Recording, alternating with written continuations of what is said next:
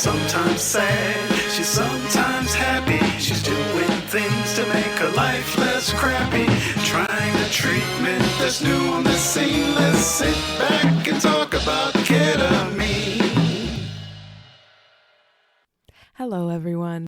Welcome to Ketamine Insights. Today we're going to talk about the different ways to access ketamine care. As regular listeners know, I'm not a mental health professional. I'm a patient. I've been using therapeutic ketamine to treat depression for about 5 years now. As the therapeutic ketamine options have proliferated over the years, I've tried almost all of them. All of the info in today's episode comes from my own experience and a little bit of research on the different ways to access ketamine care in the U.S. in 2024. For good ketamine care, you really need two things, a prescriber and a therapist. The prescriber authorizes your use of the ketamine, and the therapist helps you make the most of your ketamine journeys.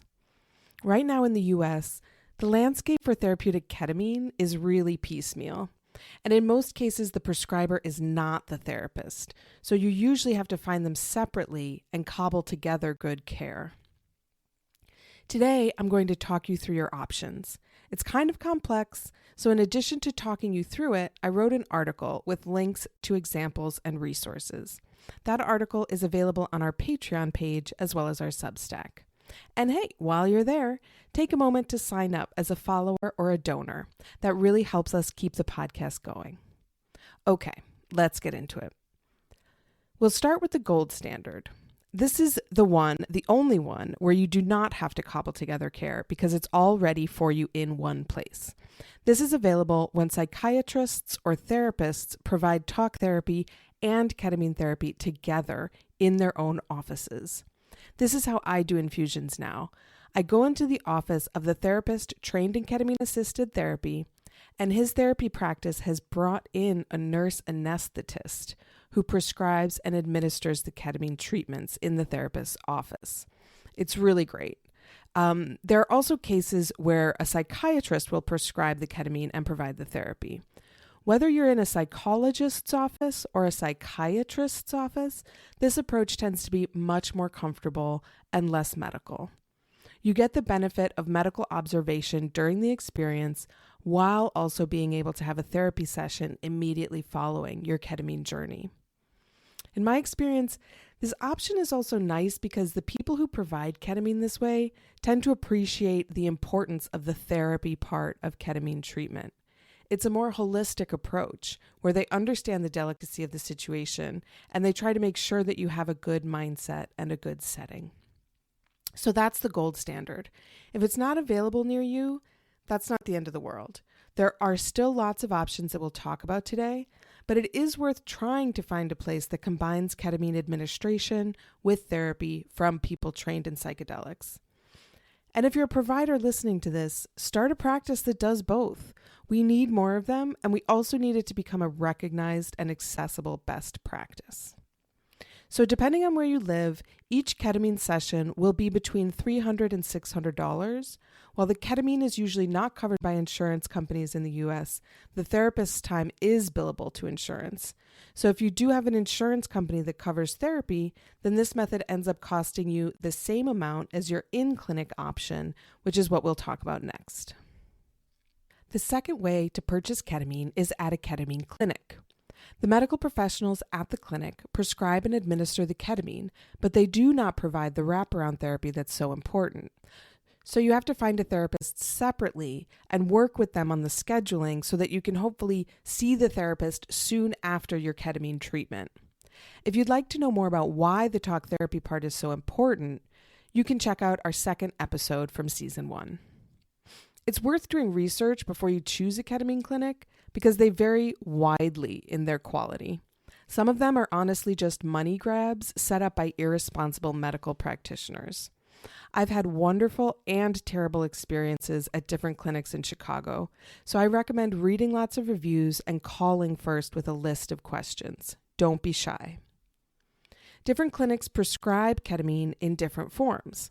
Some clinics offer ketamine as an IV, some offer it as an intramuscular injection, some clinics offer Spravato, which you spray up your nose like an allergy medication, and many offer all three. Spravato is the method that is covered by some insurance plans. To learn more about each of these options, you can check out our very first episode ever, which is called 5 Ways to Take Ketamine for Mental Health. To hear more about the ketamine clinic experience step by step, you can listen to episode 5 from season 1. From what I've seen, each visit to a ketamine clinic costs between $300 and $600, again, depending on where you live. If you don't have insurance, the therapist can cost anywhere from $90 to $200 per hour and more. So far, we've covered 2 ways to purchase ketamine treatment: in a therapist's office and in a ketamine clinic. The next one we'll talk about is totally different. It's at home. Here, you purchase ketamine lozenges or quick dissolve tablets and then administer them yourself at home. If you can, I'd just say ask for the quick dissolve tablets instead of the lozenges. The dosing tends to be more consistent with the tablets and they dissolve quicker, so the taste is less of a pain in the ass. Today, I'll use the 2 terms interchangeably. Before we get into how to access ketamine at home, we got to talk about how much ketamine these places prescribe. At-home ketamine comes at drastically varying doses, from 50 milligrams all the way up to 400 milligrams for people who have built up some tolerance. Honestly, it seems like the dose depends more on your prescriber than on your personal needs. Some prescribers tend to prescribe more ketamine as a baseline, and some prescribers are more cautious. I've had prescribers who wouldn't go above 50 milligrams and others who didn't prescribe below 200 milligrams. If that sounds odd, I don't know, man, you're right. It's wild out here. These different dose levels have wildly different effects on the body. At 50 milligrams, you're not tripping. At 200 milligrams, you almost definitely are tripping. So before taking at-home ketamine, talk to your prescriber about what dose is best for you. When I started using lozenges for maintenance in between infusions, I found 50 milligrams helpful. I took 50 milligrams about 3 times a week for 18 months. I felt like I'd built up a tolerance at that point, and then we increased my dose. That said, I've known people who have been prescribed much higher doses and used them very often at home. So these folks are tripping at home several times a week. It's important to note here that ketamine does have side effects, and the chances of those side effects increase the more ketamine you take. And one of those side effects is permanent bladder issues. I will link to a New York Times article that discusses the side effects that ketamine has. I'll also include an article discussing whether ketamine can be addictive. I don't know whether those higher doses several times a week are actually more effective in lifting mood. What I've found is that for me, it works best to spread out my high-dose ketamine trips. That way, I know I'll have time to integrate any insights, let the learning settle, and think about my intention for the next trip. Okay, so now we'll talk about how to access ketamine at home. There are 3 different ways.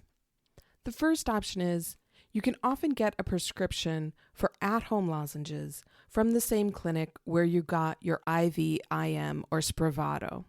So the ketamine clinic will send that prescription to a compounding pharmacy, and the compounding pharmacy makes the lozenges and mails them to you for your at-home use. For this one, you just have to ask at the desk where you get your ketamine infusions and see what pharmacy they recommend. Second, there are physicians and registered nurses who have practices that will prescribe ketamine tablets. Generally, with these, you make an appointment and meet the physician or RN, either online or in person, to review your history. Then they write the prescription for ketamine lozenges and send it to a compounding pharmacy, which again mails you the lozenges. Here, you have to pay the prescriber each month for ongoing visits, and you have to buy the lozenges. Together, you can expect this method to cost between $200 and $400 a month. The final way to get lozenges at home is from an online mail order place like MindBloom or Joyous or BetterYouCare.com.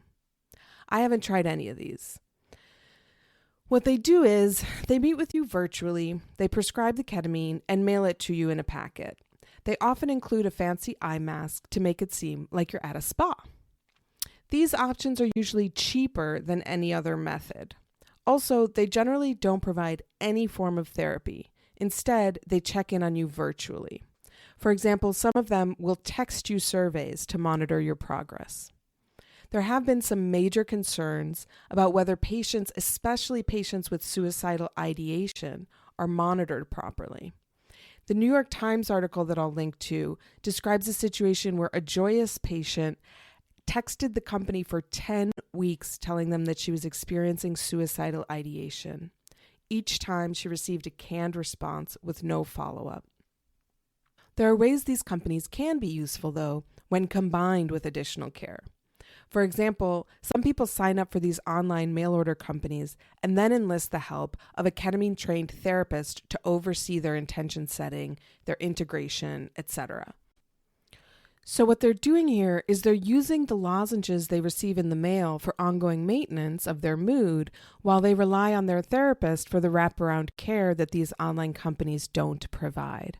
This can be a good way to cobble together more affordable care, especially if you have health insurance that can help pay for the therapist. If you choose to go with an online ketamine company, I recommend that you also be in weekly therapy, preferably with a therapist trained in psychedelics. If possible, it's best to have someone to provide support throughout the process. They can help you set intentions and do the work of integrating the insights that you gain during your ketamine journeys. If you don't have access to therapy, I recently found a workbook that walks you through these processes step by step. It will help you come up with an intention, integrate your experience, etc. You can find this workbook at the website ketaminetherapyformentalhealth.com, which is a really helpful resource. Ketaminetherapyformentalhealth.com also provides tons of other information. There's a list of providers by state and a place for patients to review those providers, which is really important. All right, that's it, everyone. Those are the ways: in a therapist's office, in a ketamine clinic, and at home. Now, before we go, I want to encourage you to seek out the support you need. Mental illness is not something we can tackle alone. Please ask for the help you need. We all need help sometimes. And if you know someone is struggling, don't be shy to offer support. We need each other. If you would like to read the information from this episode, please go to our Patreon page or our Substack. You can use either of those platforms to contribute to Ketamine Insights. And if you have the means, please do help us keep the lights on. It's the only way we stay afloat, since we've got no advertisers and no outside support. I really hope you enjoyed this episode, and if you did, please rate and review the show on Spotify or wherever you're listening, and forward the show to a friend. Ketamine Insights is produced by Molly Dunn, and our music is by Solid State Symphony. Don't forget to advocate for yourself and never ration your joy.